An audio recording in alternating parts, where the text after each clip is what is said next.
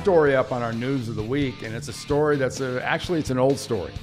And it's one that is re-entering the news because basically by announcing, Baylor University announced a whole series of responses they have to questions. They pretty much admitted that they're currently under NCAA investigation for all the sexual assaults that happened at Baylor over the course of about a 3-year period. Now, if you haven't kept track of this and you're sort of a satellite fan of football and college football, Art Briles is no longer the head coach. Coach Rule is now there at Baylor, and Briles is out of football. And the problem is there are 31 football players from Baylor that have been accused of 52 acts of rape between 2011 and 2014. And the acts are bad enough. It's the culture that was built around this thing happening that allowed it to happen. It's the non-reporting by coaches to the administration when these things were happening.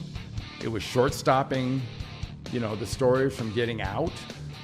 It's going to get ugly and ugly fast. I've been saying for the last 2 years since it first started, I really think Baylor's going to get some form of a death penalty over this. I know they just built a new stadium. I understand that. I know they just signed big contracts with coaches. I understand that. But when I'm joined by Aaron Taylor, I'm really curious to get his thoughts on this whole issue. Because for me, Baylor's just beginning to suffer from this. They're acting like the victim already, like they're being picked on. But you ain't seen nothing yet, brother. You ain't seen nothing yet.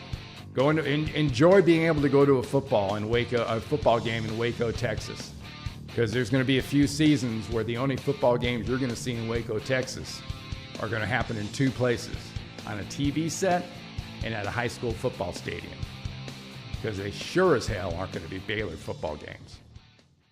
To you, but I want to remind you of social media.